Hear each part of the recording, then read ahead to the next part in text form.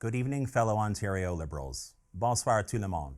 And thanks so much for joining tonight's virtual call. I do so miss seeing all of you in person, and I really miss visiting your communities. As much as I love my family, barnstorming across my living room is not quite the same as touring our province. Although I am confident I'm doing reasonably well here. The couch is fully behind me, sometimes literally. Though I'm not entirely sure some days if the coffee table is really on side. You see, it's true. I really do need to get out more.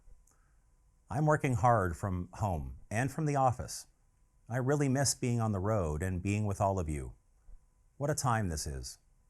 If you had told us when we were kids that what we'd really want for Christmas is for a nurse to hurry up and give us a needle, well, we wouldn't have believed it.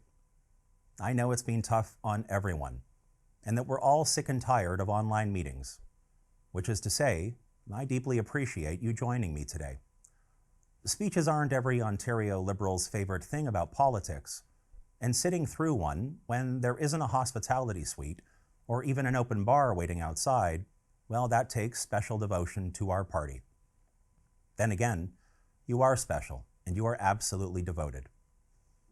Lots of people want to cross the finish line and hear the cheers. Few are willing to do the hard work and the heavy lifting that must be done months or even years before the actual race. Thank you so much for being those special devoted people who are always prepared to step up. Thank you for what you do for our party, our province, and your community. And please also thank your family for sharing you with us. This can be hard, time-consuming work, especially given where we as Ontario Liberals are at this moment. But I never want it to be thankless work, not on my watch. So again, thank you. I used the running the race analogy just a second ago because we do indeed face one as we prepare for the next election campaign. And as you all know, we have lots of work to do. We have to run a marathon of sorts when it comes to fundraising, organization, communications, and candidate nominations.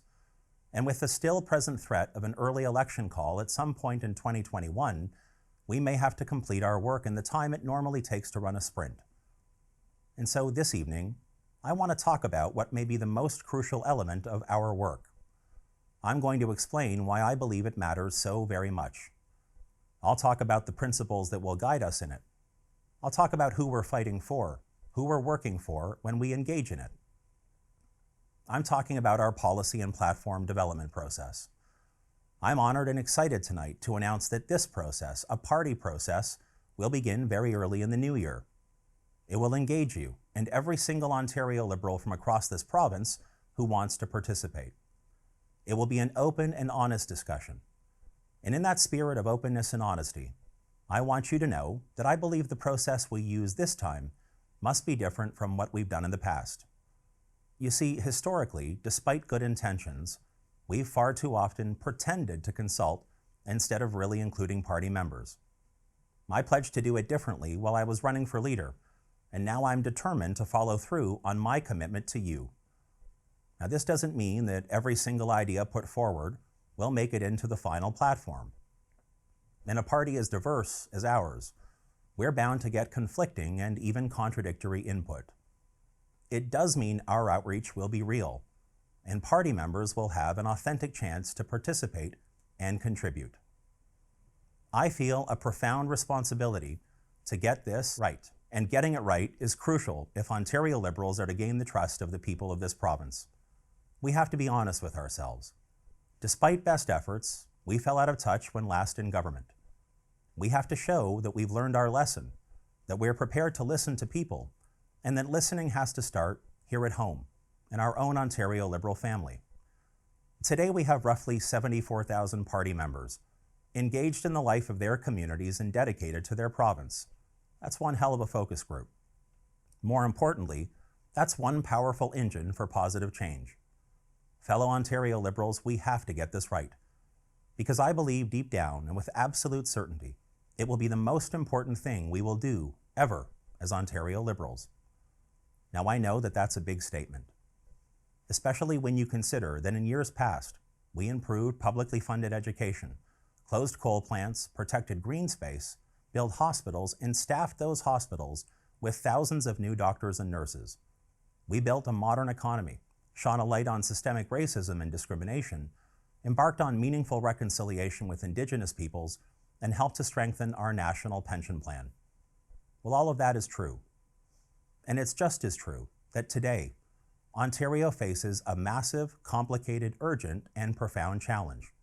A challenge unlike anything we've confronted before. In our history, we've been torn apart by division, rocked by war, and yes, this isn't our first pandemic. But nothing in our recent history has ever shut us down, knocked us off course, or hurt so many in so many different ways, and in every walk of life, as COVID-19. This terrible virus, which at times has felt as invincible as it is invisible, has hit our province hard. We were already fighting to stake out our turf in a new global economy when we were hit by this unprecedented global scourge. The effect on our families, friends, neighbors, and fellow Ontarians has been heartbreaking. Many have lost loved ones. Nearly 3,700 Ontarians have died from COVID-19, and our hearts go out to their grieving families. Healthcare staff and essential frontline workers have been pushed past the point of exhaustion, and Ontarians in countless sectors have lost jobs, lost businesses, lost opportunities, and perhaps worst of all, too many have lost hope. We must and we will hold the government to account for their handling of this pandemic, and we must and we will demand the prompt and fair distribution of the vaccines that can begin to pull us out of this. We must do much, much more than watch or simply oppose. We cannot allow ourselves to be mere spectators. We must prepare to act. We must propose. We must lead because we're Ontario Liberals. And that means also that we must take a longer view and present a positive vision and a bold plan for the future. If you remember nothing else from tonight, please take away these 3 points. It's up to us. Only we can do it, and only you and I, working together and with our fellow Ontario Liberals, can make it happen. Let me repeat that. It's up to us. Only we can do this, and only you and I and our party can make it happen. Doug Ford's Conservatives, they haven't done this so far, and they can't. They can't put together a plan in which government plays the leadership role it must to pull Ontario through to a successful and sustained recovery. Because they don't even believe in government. They'll cut what they call red tape, give some tax breaks to the wealthy few, help only their friends, and they'll call it a plan. But it won't be worthy of the name. Fundamentally, they believe government belongs on the sidelines. And that's where Doug Ford and his team are happiest. On the sidelines, attacking, undermining, and ignoring. The doctors, nurses, teachers, and personal support workers, along with other hardworking Ontarians who are out there on the field. Now ask yourself this. How much worse would this pandemic have been for everyday families if the federal government had followed Ford's lead and sat on the sidelines? That would have been devastating. And Andrea Horwath and the NDP? Well, they can't get the job done either. They're far too focused on the fight to preserve themselves, not the results Ontarians need. This challenge that we face is too big for one sector, including the public sector, to fix all by itself. And the NDP is simply incapable of successfully partnering with the private sector to move Ontario forward. The Conservatives and the NDP have one thing in common: divide and conquer politics. The challenge before Ontario today is way too big, way too complex, and too daunting for us to take on unless we are together, united and working together as Ontarians. And we, as Ontario Liberals, can do that. So that's why I say it's up to us. That's why I believe only we can do it. And that's why only you and I, working together and with our fellow Ontario Liberals, can make this happen. Now, we need a policy and platform process that is both open and open-minded, one that is both practical and visionary, one that is mindful of the pressure on the public purse, yes, but relentlessly focused on the pressures facing our friends and neighbors and fellow Ontarians most of all.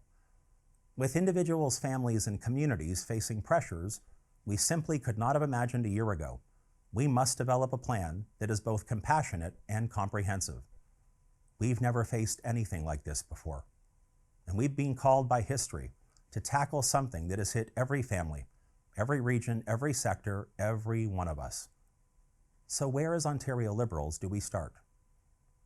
I believe that we must begin with our core Ontario Liberal principles. They are timeless and they are powerful.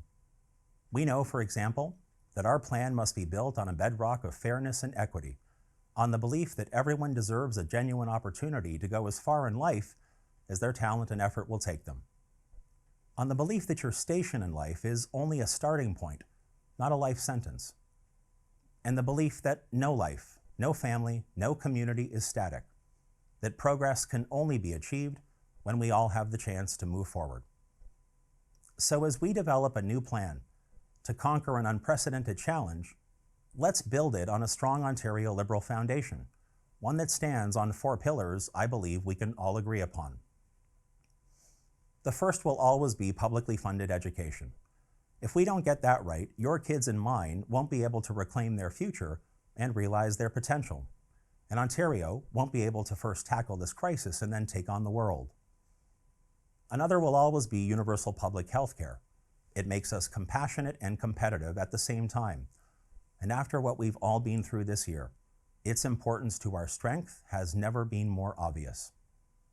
The next is our need to create a clean and sustainable natural environment and find a compelling way to do our part to successfully tackle the climate emergency head-on. Then our fourth and final pillar, well, that must be economic dignity and justice. And not just for those at the top or for the lucky few, for everyone.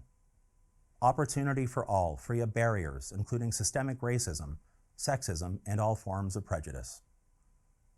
Now there's another important principle that must guide us in this work. We're not in this fight for any one group, including our own. We're in this fight to help everyday Ontarians in their everyday lives. We respect every stakeholder, every union, every industry, trade organization, every association and coalition.